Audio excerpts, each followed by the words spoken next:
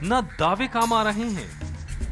वो कोई पीड़िता नहीं, किसी की ताकत नहीं कि मेरी ऐसी पवित्र शिक्षा को पीड़िता बना। न सफाइयां काम आ रही हैं। आरोप लगते रहते हैं, इसकी कोई परवाह न करना, मन में दुख नहीं करना। न भक्तों को दिए गए उपदेश कर रहे हैं मदद। वाह रे वाह प्रभु, क्या आपकी व्यवस्था है। आसाराम की मुश्किलें बढ़ती जा रही हैं। जोधपुर पुलिस ने जो सामान आसाराम को दिया है, उसके बाद आने वाले दिन आसाराम के लिए और मुश्किल हो गए हैं। सवाल ये उठ रहा है कि क्या संबंध के तामील होने के बाद जेल जाने की तरफ एक कदम और बढ़ गए आसाराम।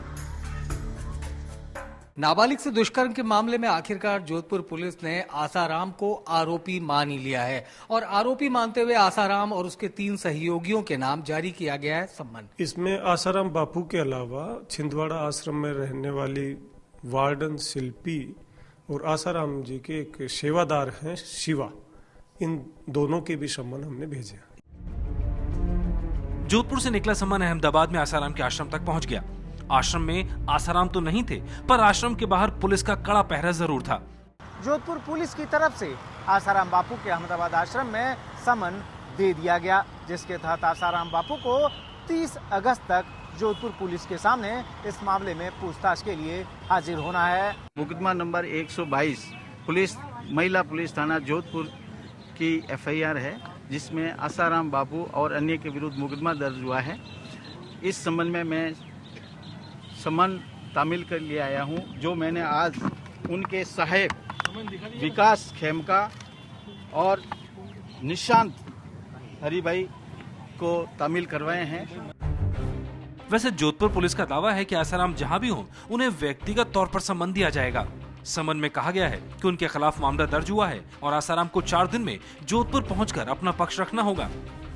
आसाराम के लिए राहत की बात है तो ये कि जोधपुर पुलिस ने आसाराम के खिलाफ दर्ज FIR से धारा 376 यानी बलात्कार का आरोप लगाने वाली धारा हटा दी है, क्योंकि जोधपुर पुलिस के मुताबिक मेडिकल जांच में रेप की पुष्टि नहीं हो पाई। 376 के आरोप में क्लियर कट मेडिकल एविडेंस मौजूद रहता है, साइंटिफिक एविडेंस मौजूद रहता है।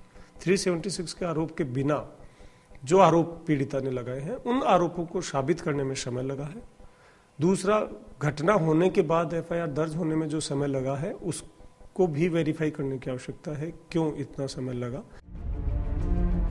FIR से बलात्कार की धारा हटने के बाद अब आसाराम के खिलाफ यौन उत्पीड़न और पॉक्सो यानी protection of children against sexual offence की धाराओं के तहत मामला चलेगा।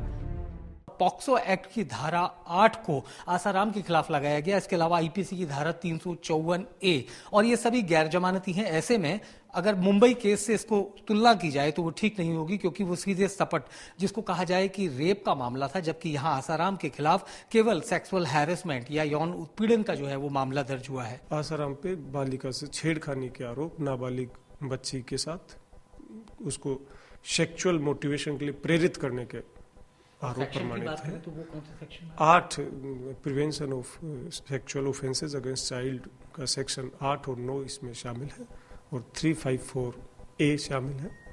इन आरोपों के तहत आसाराम के खिलाफ कार्रवाई, सारी धाराएं नॉन अवेलेबल। ये सेक्शंस तब लगते हैं जब कोई अपराध घटता है जो बलात्कार तक नहीं पहुंचता है, तक अंजाम नहीं होता है, पर जो शुरुआती जो कार्य है वो संपन्न होते हैं।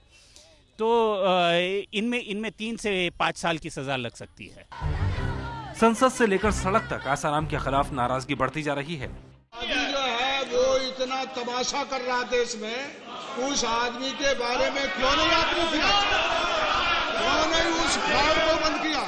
एक बच्ची के साथ उसने बलात्कार किया। ये सब विषय स्टेट के कंसर्न है। अभी जो प्रीलिमिनरी स्टेज में है उसकी इंफॉर्मेशन मेरे पास नहीं है।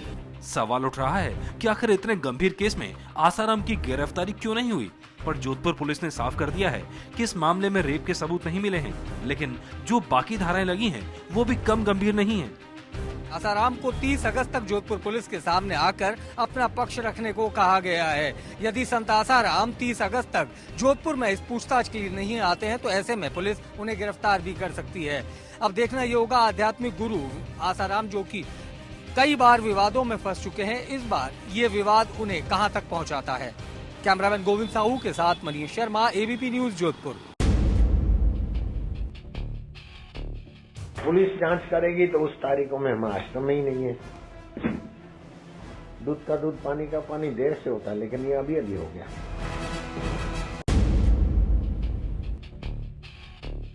और फिर किसी ने कहा, किसी ने मेरे को बताया कि बोलते हैं कि 3 सेवाधारी बाहर थे और मैंने मुंह दबोच के मेरे शरीर पे हाथ घुमाए थे 1.5 घंटा। ऐसा तो क्या अनजाना था कि 1.5 घंटा में हाथ घुमाऊंगा अपनी पोती पर, हार्यूमान पोती पर। ऐसा हो नहीं सकता। पीड़िता कोई कहते हैं तो मुझे बहुत बुरा लगता है। पीड़िता तो वो होती है कि जिसका शील, पवित्रता किसी ने छीन ली है। उसकी माँ मेरी शिष्य है और वो कन्या मेरी पोती लग, उसका बाप मेरा चेला।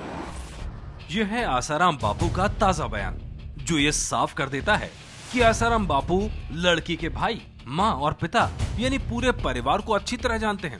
5 दिन में आसाराम 3 बार बयान बदल चुके हैं। पवित्रता किसी ने छीन ली है। उसकी माँ मेरी शिष्य है और वो कन्या मेरी पोती लग, उसका बाप मेरा चेला। जब से जोधपुर में नाबालिग लड़की के शोषण का आरोप लगा है, आसाराम चर्चा में बने हुए हैं। भक्तों के सामने वो कभी जज का चोला ओढ़ लेते हैं तो कभी रिपोर्टर का। और वो कन्या अब भी आज की तारीख में भी शीलवान है, निर्दोष है। वो कोई पीड़िता नहीं, किसी की ताकत नहीं कि मेरी ऐसी पवित्र शिक्षा को पीड़िता बना।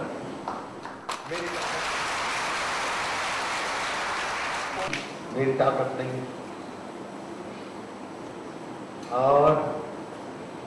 और भी सबब है हमारे। उसने दीक्षा ली तो मेरी बेटी भी है।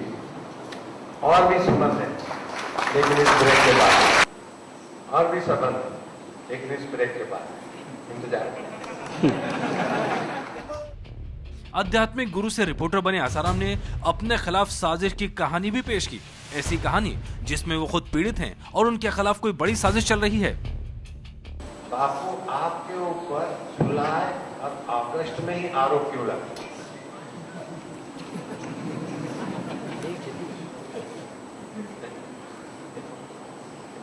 मसाला मिलेगा आपको। 4.5 साल आरोपों की लंबी कतार चली। तांत्रिक करते, काला जादू करते, ये करते, वो करते। गुजरात की कोर्ट ने, हाई कोर्ट ने, सुप्रीम कोर्ट ने सारी जांचों का साफ जजमेंट दे दिया कि कोई काला जादू नहीं होता, कोई तांत्रिक नहीं होता। अगर मेरे जीवन में केवल आदि भौतिक व्याख्याबाजी होती तो मुझे हार्ट अटैक हो जाता। हाई बीपी और लो बीपी तो शायद रोज कितनी बार होती है। और मैदान छोड़कर कहीं गिरी गुफा में चला जाता, अथवा तो बेड रेस्ट होता, या तो भगवान के पास। अभी भी दबंग चमचमा रहा। लेकिन जिस चमचमाने की बात कर रहे हैं आसाराम, वो चमचमाहट बड़ी मुश्किल में है। आसाराम बापू पर उनके आश्रम में पढ़ने वाली एक नाबालिग लड़की से यौन शोषण का आरोप लगा है।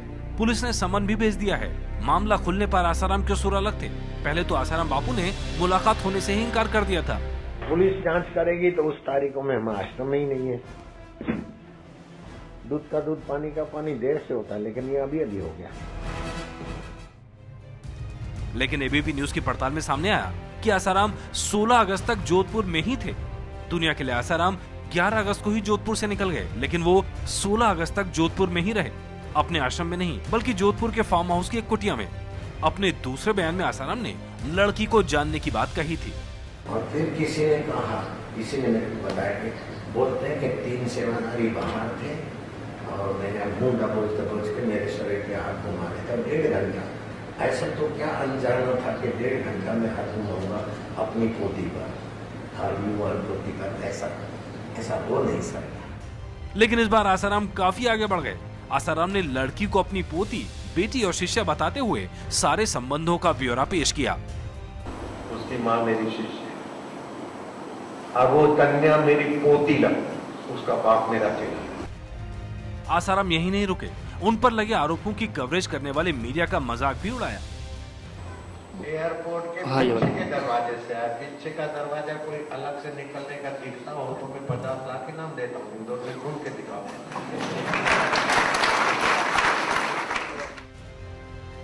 लेकिन इन सारे बयानों के बाद भी आसाराम की मुश्किलें कम नहीं हुई हैं। भक्तों के सामने उपदेश देना अलग है, लेकिन पुलिस के सामने सफाई देना अलग। कानून के सामने दावे नहीं सबूत काम आते हैं। अब आसाराम के पास 30 तारीख तक का वक्त है कि वो पुलिस के सामने पेश होकर अपना पक्ष रखें।